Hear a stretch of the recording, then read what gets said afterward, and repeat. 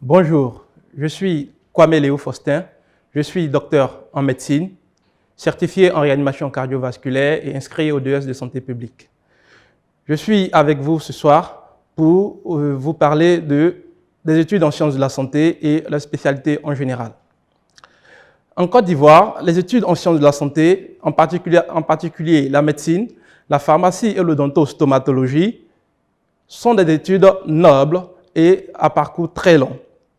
Elles débutent après l'obtention du baccalauréat pour les séries C et D par une classe préparatoire appelée tronc commun à l'école préparatoire des sciences de la santé à l'université Nangui-Aborgoa.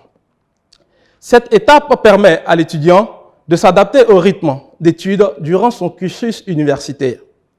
Après la validation du tronc commun, les étudiants sont admis dans leurs facultés respectives selon le choix fait auparavant à l'EPSS pour la suite du cycle. En général, les qualités recherchées chez un étudiant dans ce domaine sont la rigueur, la capacité à mener plusieurs tâches en concomitance, être méticuleux, la capacité également à pouvoir travailler de longues heures et surtout avoir un bon rapport humain. Les études en sciences de la santé font partie des longues études, comme je l'avais dit, à l'université. Elles durent entre 7 ans pour la médecine et 6 ans pour la pharmacie et l'odontostomatologie. À la fin de ce parcours universitaire, chaque étudiant obtient un doctorat d'État par la soutenance d'une thèse. C'est ainsi que pour la médecine, on aura le médecin généraliste, on aura également le pharmacien généraliste et l'odontostomatologiste. Et après cette étape, le nouveau médecin ou le nouveau pharmacien peut déjà débuter sa carrière en travaillant. Pour ceux qui sont plus ambitieux et qui voudront se spécialiser, il existe plusieurs spécialités dans lesquelles ils pourront évoluer. Concernant les spécialités médicales, la médecine est une science très vaste qui regroupe en elle plusieurs spécialités ou domaines d'exercice. Parmi ces spécialités, certains sont même apparentés à la pharmacie, comme je prends la pharmacologie, et l'odontostomatologie également, je prends exemple à la stomatologie. Les spécialités se complètent tous entre elles et participent au diagnostic, au traitement et à la prévention des maladies. On peut citer pêle-mêle la cardiologie médicale. La cardiologie, c'est la science de la santé qui permet de détecter, de prendre en charge tout ce qui est maladie cardiovasculaire et également participe à toutes les pathologies chirurgicales cardiaques. L'anesthésie-réanimation.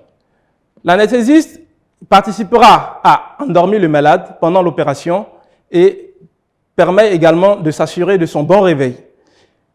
Ces spécialités se complètent tous et participent ensemble à la prévention, au diagnostic et au traitement des différentes maladies. Ce sont, pêle-mêle, la cardiologie, médicale comme chirurgicale, qui participe à prendre en charge toutes les tares cardiovasculaires. L'anesthésie-réanimation, c'est la science de la médecine qui permet de prendre en charge des cas graves avec un pronostic vital engagé et également qui permettent de participer à une partie d'une intervention chirurgicale, donc c'est-à-dire endormir le malade, puis s'assurer de son bon réveil. La radiologie, c'est également la science de la médecine qui permet de participer au diagnostic d'une maladie par l'imagerie. Je peux citer pêle-mêle l'IRM, également la tomodensitométrie, le scanner et l'échographie abdominale. La biologie médicale, elle permet également elle participe au diagnostic des pathologies par la prise en charge des examens de tout ce qui concerne les liquides biologiques. La médecine physique et réadaptation, cette science qui participe quant à elle à réadapter le sujet qui aurait perdu quelques facultés physiques, même mentales et orthopédiques également. L'ophtalmologie, elle prend en charge l'organe, c'est-à-dire depuis le globe oculaire, et permet à ce qu'on ait une bonne acuité visuelle. La néphrologie, elle participe, quant à elle, à une bonne fonction rénale. L'urologie, elle parle de tout ce qui est appareil urinaire, depuis l'urètre, la vessie et les reins. La médecine d'urgence participe à stabiliser tout patient qui vient avec un pronostic vital engagé avant de passer la prise en charge au réanimateur ou au médecin généraliste. La médecine nucléaire, la science par laquelle, à travers un atome, on puisse guérir une maladie. La pédiatrie. La pédiatrie est la partie de la médecine qui prend en charge les enfants, depuis le nourrisson jusqu'à l'adolescent. La médecine aéronautique est la partie de la médecine qui prend en charge le personnel navigant et décerne, quant à eux, des certificats d'aptitude au pilote qui doit piloter l'avion ainsi qu'à son personnel. La médecine préventive participe à freiner la survenue des maladies, c'est-à-dire les conditions dans lesquelles on doit se mettre pour ne pas avoir une maladie. Il y a plusieurs spécialités médicales que je ne pourrais pas tout citer ici. Donc, concernant les spécialités et métiers du pharmacien. Au niveau de la pharmacie, on a la chimie analytique et le contrôle qualité. On a les évaluations biologiques, la pharmacie clinique, la pharmacochimie, la toxologie, etc. Quant au métier du pharmacien, on peut avoir un pharmacien titulaire ou assistant dans une officine, un pharmacien responsable en industrie pharmaceutique, un pharmacien grossiste, répartiteur, un pharmacien hospitalier ou en institut de santé, un pharmacien biologiste, un pharmacien enseignant-chercheur, un pharmacien mutualiste d'une organisation internationale, un pharmacien conseiller en assurance. Au niveau de l'odontostomatologie, également, on a plusieurs spécialités. L'odontostomatologie conservatrice, qui permet le traitement des dents. La chirurgie stomato, également, est une spécialité odontostomatologiste qui traite tout ce qui est cas de chirurgie au niveau de la face, des maxillaires également. L'orthopédie dentofaciale, les prothèses et la parodontologie. Concernant la carrière universitaire, chaque domaine, la médecine, la pharmacie, l'odontostomatologie, a un circuit différent. Au niveau de la médecine, l'étudiant qui souhaiterait embrasser cette carrière passe à partir de la 6e année un concours très sélectif qu'on appelle l'internat. Et l'internat, il y a 4 années d'internat et également, après les 4 années d'internat, l'étudiant est proposé par son chef de service au concours d'assistanat. Une fois admis au concours d'assistanat, l'assistant a également 2 années au moins à faire et passer au grade d'assistant chef de clinique. Après l'assistant chef de clinique, il y a également le grade de maître assistant. Puis, après, le grade de professeur agrégé ou maître de conférence agrégé. Et après, vient le dernier grade de professeur titulaire de la chaire. Quant au domaine de l'odontostomatologie, après avoir acquis le doctorat, le nouveau docteur fait une spécialité dans un domaine, puis suit une thèse de 3e cycle avant de passer en assistant, puis devient par la suite assistant chef de clinique et maître assistant. Et aussi professeur agrégé, maître de conférence agrégé, et après professeur titulaire de la chaire. Dans le domaine de la pharmacie, ce domaine prend en compte nos 2 domaines, la médecine et la pharmacie. Donc, c'est-à-dire, l'étudiant peut soit passer par l'internat ou passer par la spécialité, puis devient également, par le même parcours, professeur à l'université. Je vous remercie.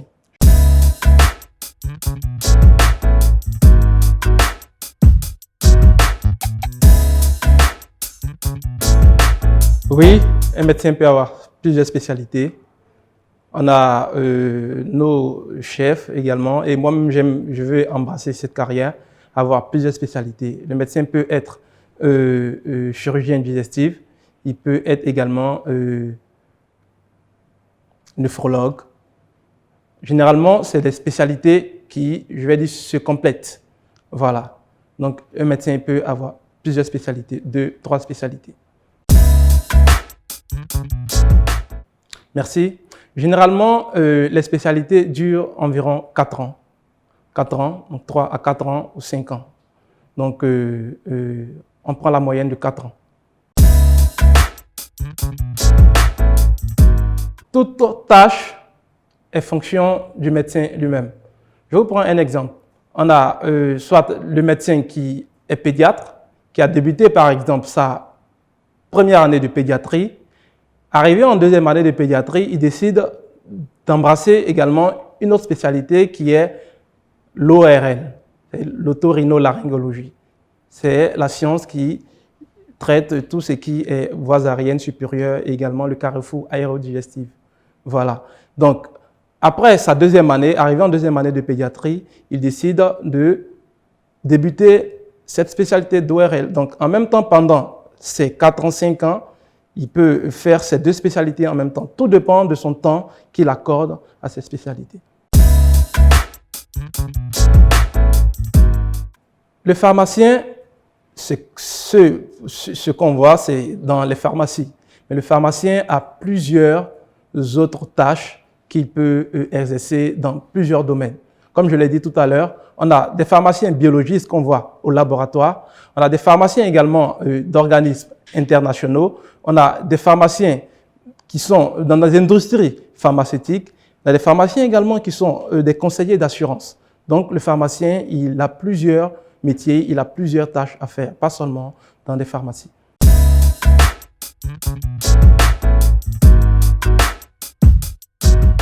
Tout d'abord, il faut dire que les études en sciences médicales sont des études scientifiques.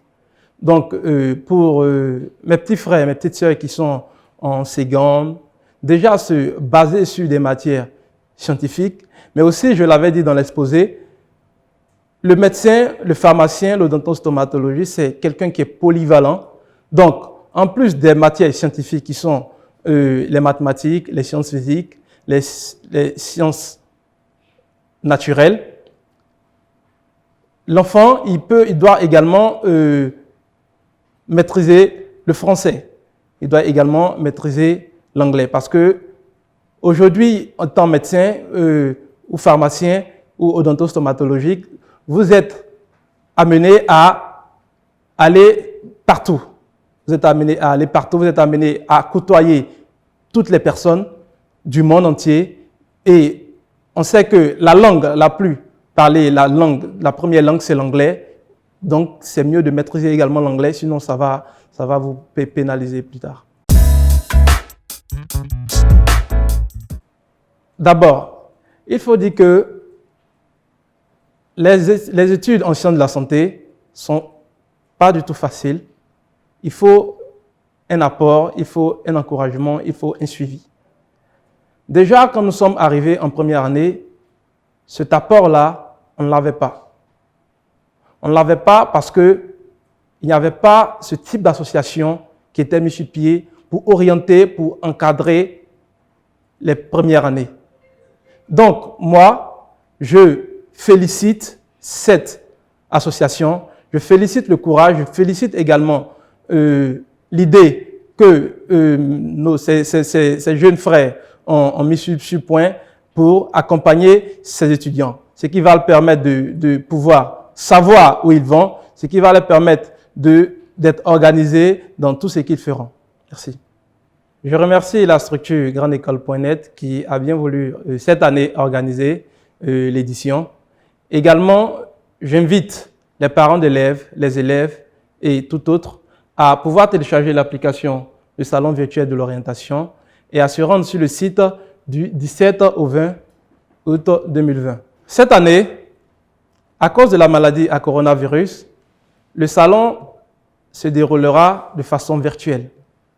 Alors, j'invite les parents d'élèves, les élèves, à pouvoir télécharger l'application Le Salon virtuel de l'orientation et à se rendre sur le site du 17 au 20 août 2020 pour échanger avec les exposants et également avec les teneurs de stand.